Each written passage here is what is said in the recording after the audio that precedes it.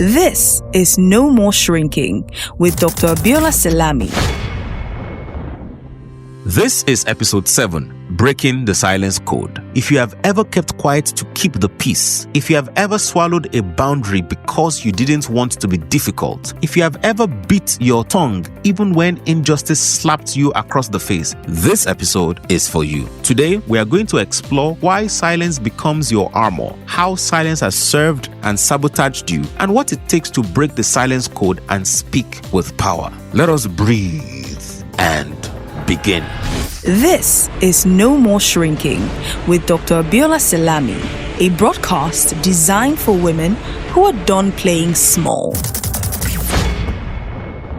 All over the world, African women are rising. They are breaking ceilings, building legacies, driving change, and building with brilliance in boardrooms, classrooms, courtrooms, and communities. At the Peak Performing Woman of the Year Award, we celebrate the courage, competence, and character of African women who are delivering excellence with purpose, power, and undeniable impact. Who is that woman that inspires you to do better?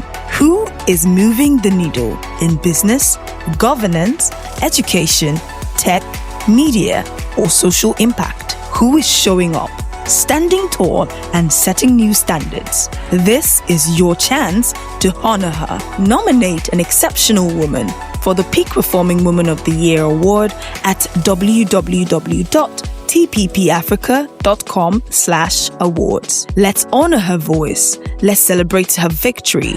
Let's amplify her vision for Africa. Because when one woman wins, all women rise. The Peak Performer Awards is where champions are honored and legacies are celebrated. Be part of it. Nominate her today.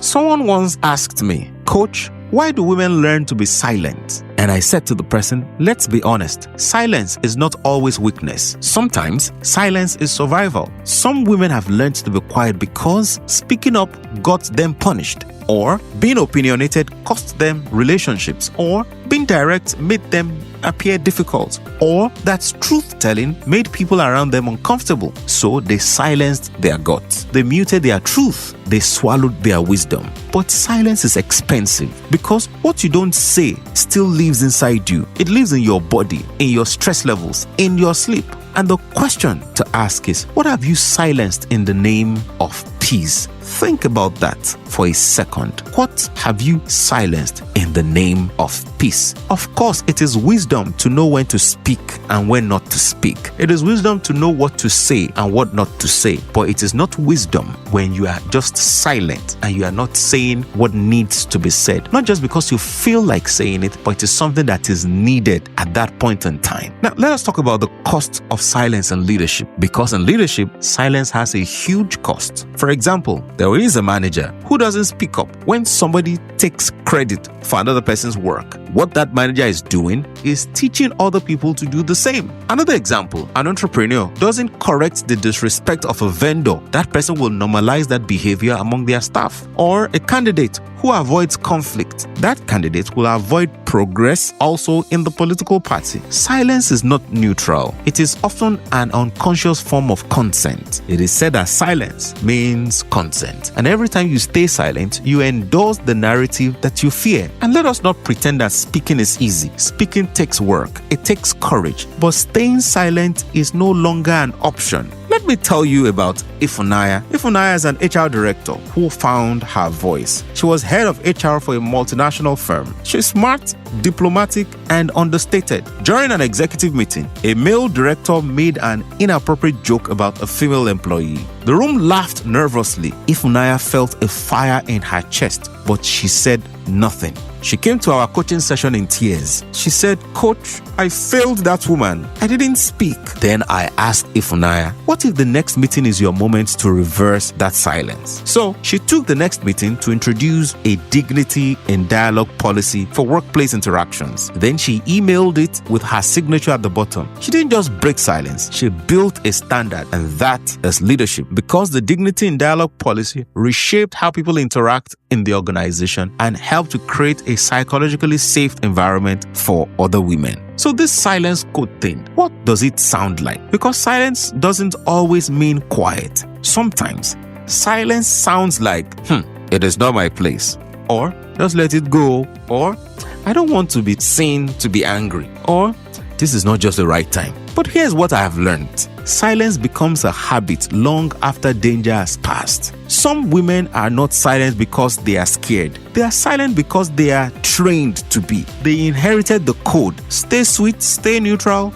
don't be controversial. But that is not leadership. That is disobedience. And there is a big difference between leadership and disobedience. So, my dear peak performing woman, what conversations are you avoiding? Let us take a moment and even write these conversations down. Question 1.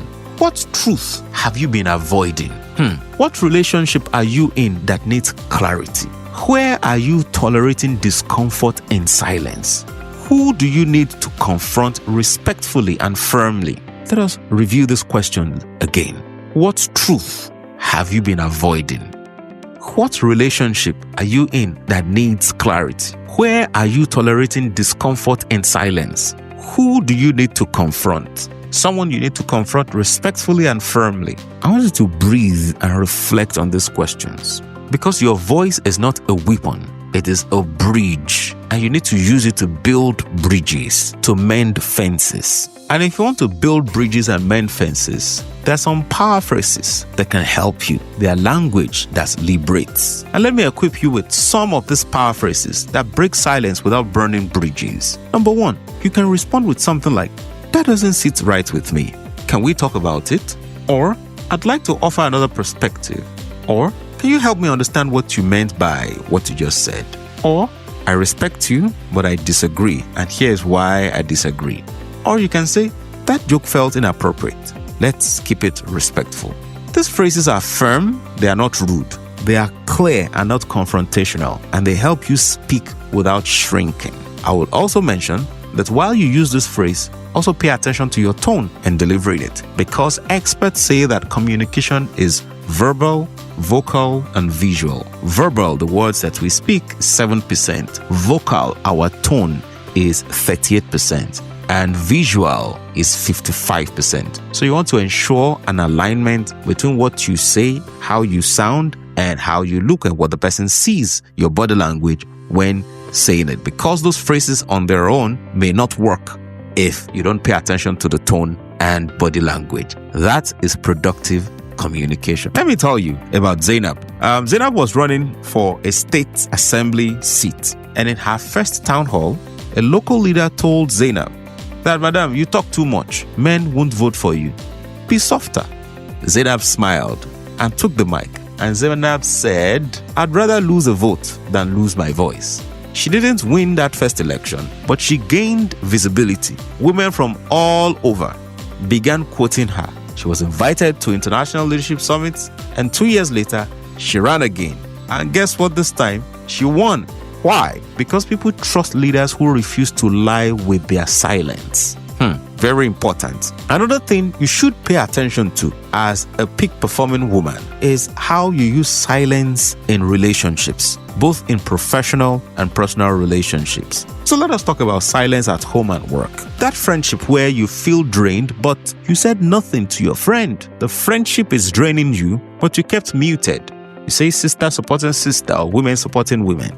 That team member who undermines you, but you avoid conflict. You do excellent work, but the person undermines you. The person's contribution takes away from the value that you bring, but you kept quiet because you want to avoid conflict. Or that partner who crosses boundaries, but you stay quiet to avoid fights because you say blessed are the peacemakers, so you are not addressing the elephant in the room. Let me tell you something, my dear peak performing woman. Silence is not peace. Silence is postponement of war, and it's important that you speak before you explode. Clarify before resentment will build up. Respect yourself enough to say, this thing no longer works for me. Your voice deserves to rest on your tongue, not rot in your chest. So speak as and when due. While it is important to speak as and when due, we need to take some power practices to help to break the silence code.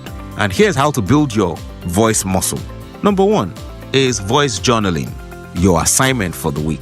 Every morning, record a 1-minute voice note where you speak your truth about something that matters. As you speak this truth, don't avoid accountability for your behavior. Number 2, courageous conversations. Identify one conversation you've been avoiding. Script it, practice it, and have that conversation. Number 3, speak in the room. Challenge yourself to speak once in every meeting. Not to impress, not to speak for speaking's sake, but to participate and bring value. And finally, number 4, silence the detox. Go on one full day without unnecessary self-censorship. Speak your preferences, speak your ideas, speak the truth that you know. Say it fully and say it respectfully. Make sure that you add value in every conversation and at every meeting. It doesn't mean you are projecting yourself unnecessarily. It means that you are not robbing your organization and robbing the relationships that you are in with the value that you bring to the table. And to support you in doing this, I want you to take these affirmations with me.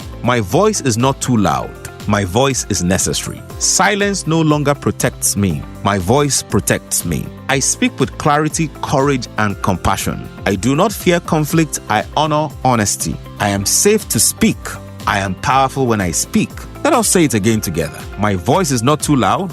My voice is necessary. Silence no longer protects me. Speaking up protects me. I speak with clarity, courage, and compassion. I do not fear conflict. I honor honesty. I am safe to speak.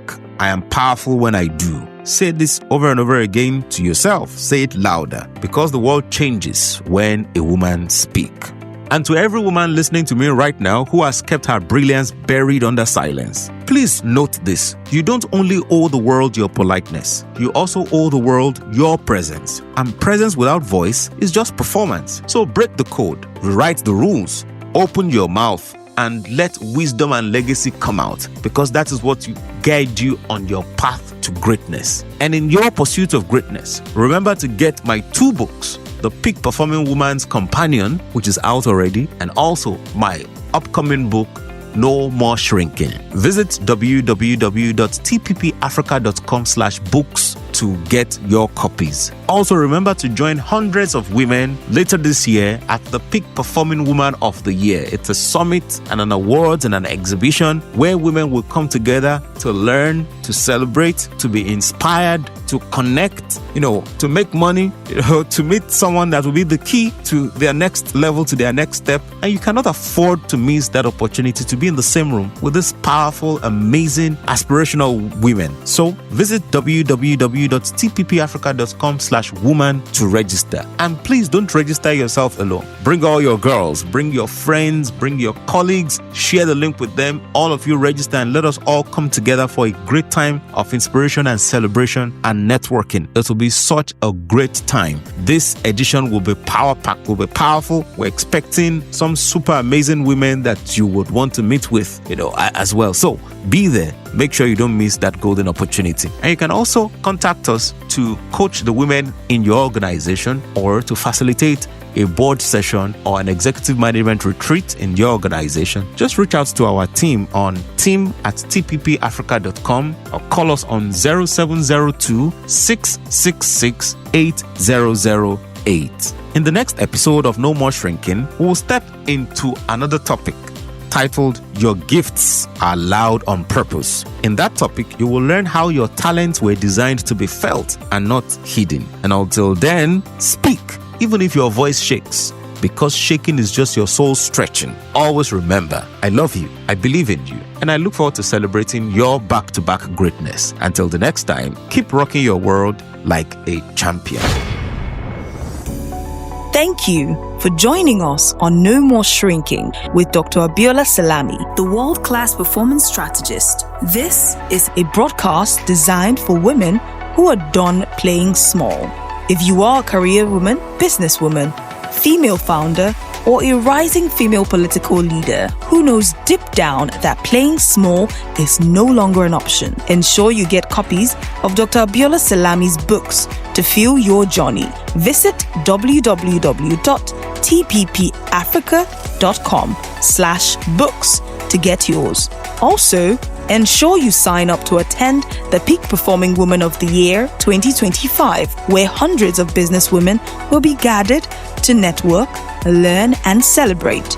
Visit www.tppafrica.com tppafrica.com/woman to register. You can engage Dr. Abiola Salami to serve as keynote speaker at your next leadership conference or management retreat. Simply contact his office on team@tppafrica.com or call 0702 666 8008. You can follow Dr. Abiola Salami at Abiola Champ on all social media platforms.